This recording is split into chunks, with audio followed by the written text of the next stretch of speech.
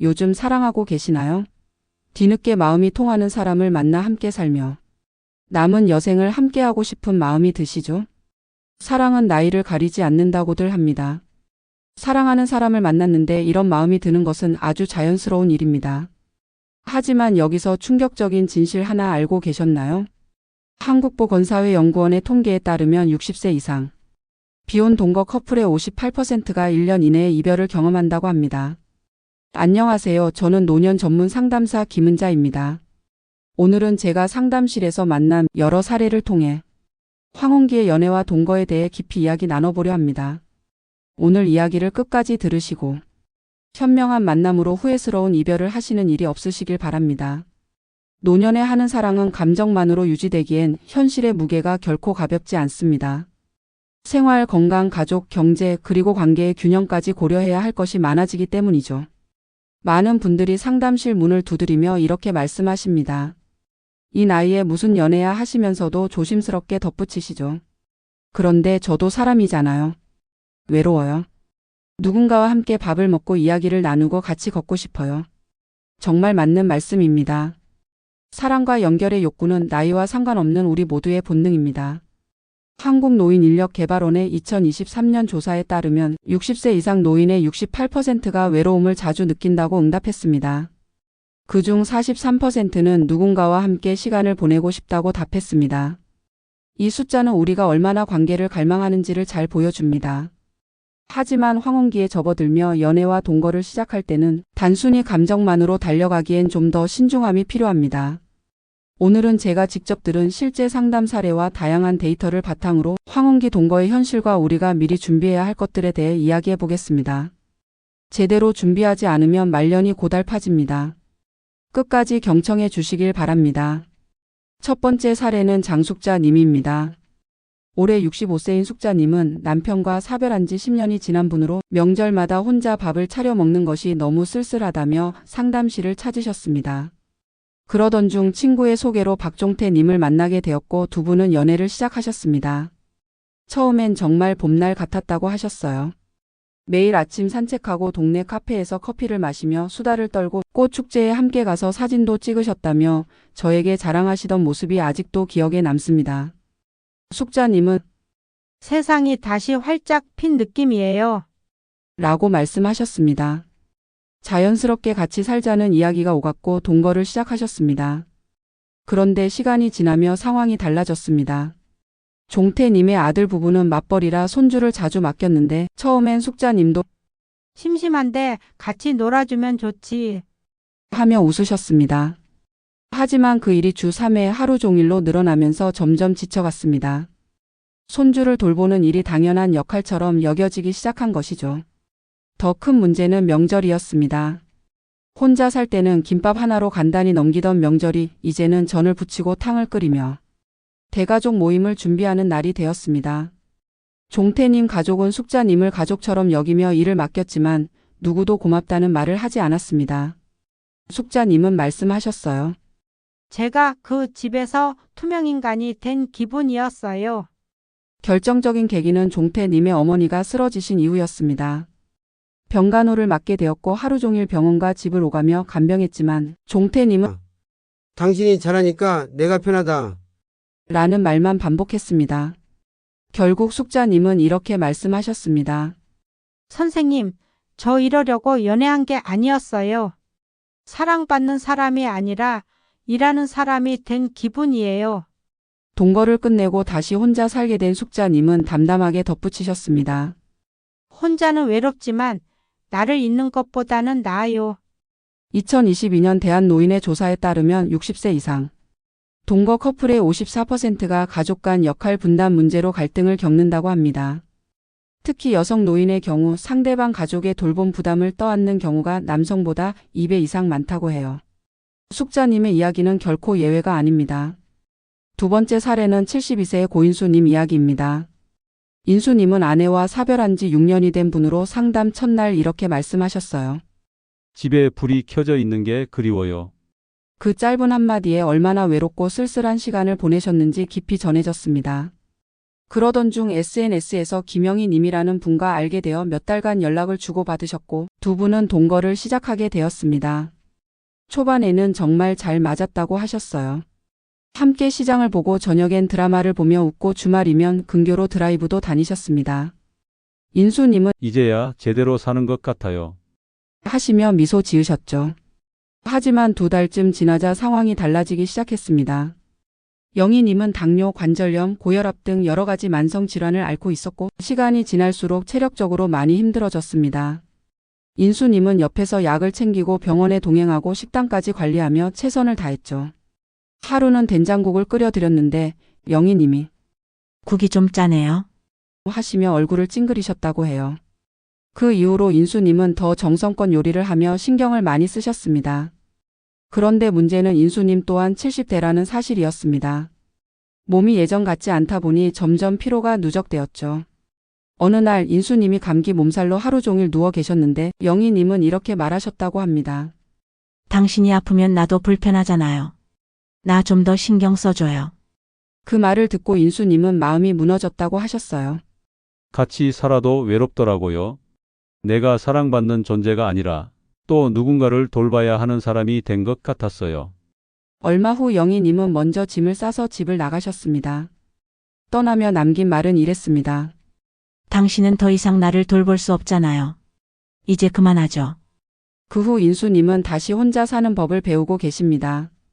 그리고 이렇게 말씀하셨어요. 이젠 누굴 다시 만나게 되더라도 감정만으로는 절대 안 된다는 걸 확실히 알았어요. 국립중앙의료원의 2023년 자료에 따르면 65세 이상 노인의 62%는 하나 이상의 만성질환을 갖고 있다고 합니다. 실제로 동거 중 한쪽의 건강이 악화되면 다른 한쪽이 간병의 부담을 감당해야 하는 상황이 종종 발생하죠. 특히 남성 노인의 48%가 파트너의 건강 악화로 관계가 어려워졌다고 응답했는데요. 인수님의 사례는 이러한 현실을 단적으로 보여주는 이야기입니다. 세 번째 사례는 68세의 윤정희 님입니다. 활달하고 독립적인 성격의 정희님은 카카오톡, 밴드, 인스타그램까지 능숙하게 사용하는 디지털 세대의 어르신이셨어요. 혼자 사는 삶에 익숙했지만 문득 외로움이 찾아올 때면 누군가와 함께하고 싶다는 마음이 들었다고 하셨습니다. SNS를 통해 알게 된 또래 남성과 6개월간 연락을 이어오던 중 그 남성이 이렇게 제안했다고 합니다. 생활비도 절약되고 외롭지도 않게 같이 지내면 좋잖아요. 정희님은 깊은 고민 끝에 동거를 결심하셨습니다. 초반에는 모든 게 만족스러웠어요. 함께 요리를 하고 저녁에는 동네를 산책하며 하루를 마무리하고 주말이면 시장 나들이도 함께 다녔습니다. 정희님은 오랜만에 누군가와 마음이 통하는 기분이었어요. 라고 하시며 좋아하셨습니다. 하지만 시간이 지나면서 예상치 못한 문제가 드러났습니다. 그 남성은 고정적인 수입이 전혀 없었고 정희님의 연금에만 의존해 생활하기 시작한 겁니다. 식비, 공과금, 병원비, 심지어 경조사비까지 모두 정희님이 부담하게 되었고 점점 불편한 감정이 쌓였습니다. 어느 날 그 남성이 이렇게 말했답니다. 내 친구 결혼식인데 축의금 좀 내줘. 같이 사는 사이인데 그 정도는 해줘야 하는 거 아니야? 정희님이 내가 왜 그래야 하죠? 반문하자 그는 무심히 말했답니다. 같이 사는 사이에 뭘 그렇게 따지고 그래? 그 순간 정희님은 스스로에게 이렇게 물으셨다고 해요. 내가 이 사람을 사랑한 건지 누군가를 부양하는 봉사활동을 하고 있는 건지 모르겠더라고요. 결국 정희님은 동거를 끝내고 다시 혼자의 삶으로 돌아가셨습니다. 좋아하는 마음 하나만 믿고 시작했는데 그게 전부는 아니었어요. 앞으로는 나를 먼저 돌보고 그 다음에 누군가를 만나는 삶을 살고 싶어요. 국민건강보험공단의 조사에 따르면 60세 이상 여성 노인의 73%가 경제적으로 의존적인 파트너를 만나는 것이 가장 두렵다고 답했습니다. 반면 같은 연령대 남성의 41%는 경제적 부담을 덜어줄 파트너를 원한다고 응답했습니다. 이러한 기대의 차이가 충돌하게 되면 정희님처럼 감정이 아닌 부담으로 관계가 끝나버리는 일이 생기게 됩니다. 이 세 분의 이야기를 통해 우리는 한 가지 중요한 사실을 확인할 수 있습니다. 바로 황혼기의 연애와 동거는 단순한 감정만으로는 유지되기 어렵다는 점입니다. 사랑도 중요하지만 함께 살아가기 위한 현실적인 준비와 대화가 선행되어야 한다는 것이죠. 그래서 저는 상담할 때 항상 먼저 이렇게 조언드립니다. 무엇보다 먼저 생활비에 대한 이야기를 나누셔야 해요. 월세나 공과금, 식비 같은 기본적인 생활비를 누가 어떻게 나눌 것인지 미리 정해두는 게 중요하죠. 그리고 건강 상태에 대한 솔직한 공유가 꼭 필요합니다. 만성질환이 있다면 그에 따른 병원비는 어떻게 할 것인지, 만약 간병이 필요해지면 누가 어떤 역할을 맡을 것인지 미리 상의하셔야 해요. 또 하나 가족 문제는 생각보다 갈등을 많이 유발합니다. 명절을 어디서 보낼지, 자녀나 손주 방문은 어느 정도 허용할지 그 경계를 서로 분명히 해야 합니다. 집안일에 대해서도 구체적인 이야기가 필요합니다. 누가 밥을 하고 청소를 할 것인지 한쪽만 일방적으로 책임지게 되면 관계의 균형이 깨지기 마련이니까요. 그리고 마지막으로 법적이고 재정적인 부분에 대해서도 함께 이야기하셔야 해요. 재산이나 유산, 보험 문제 같은 현실적인 부분을 미리 정리해두면 서로에게 불편한 상황이 생기는 걸 줄일 수 있습니다. 2020년 한 가족 상담 연구에서는 동거 중 갈등의 62%가 사전 합의 부족에서 비롯된다고 밝혔습니다. 감정에만 의존해서 관계를 시작했다가 중요한 이야기를 나누지 않은 채 갈등이 쌓이고 관계가 무너지는 일이 비일비재하다는 뜻이죠. 대한노인의 통계에 따르면 60세 이상 동거 커플의 절반 이상이 1년 이내 갈등을 겪으며 주요 원인으로는 1위가 역할 분담 불균형 39%, 2위는 경제적 부담 증가 32%였습니다. 또한 성별 간 인식 차이도 분명합니다. 여성 노인의 70%는 경제력 없는 파트너가 두렵다고 응답했고, 남성 노인의 55%는 건강이 나빠졌을 때 나를 돌봐줄 사람이 필요하다고 말했습니다. 이런 기대의 불일치를 해소하려면 더더욱 사전 대화와 상호 이해가 필수적입니다. 일본의 경우 65세 이상 동거 커플의 약 30%가 동거 계약서를 작성한다고 합니다. 생활비, 건강 문제, 재산 관계 등을 문서로 정리해 두는 것이죠. 우리는 아직 익숙하지 않지만 앞으로 고려해 볼 만한 방법입니다.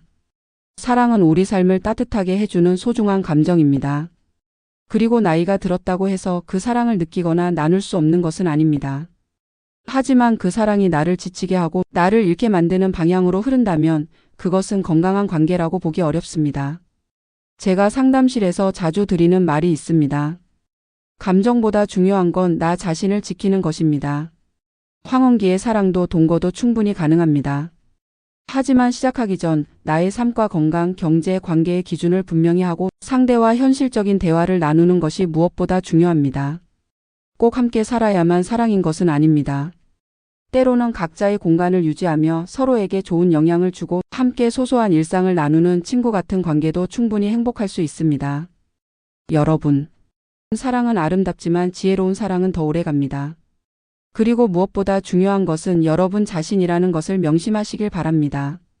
오늘도 인생 이맛과 함께 해주셔서 감사합니다. 당신은 인생의 후반전을 즐겁고 풍요롭게 살아갈 자격이 충분합니다. 좋아요와 구독은 큰 힘이 됩니다. 감사합니다.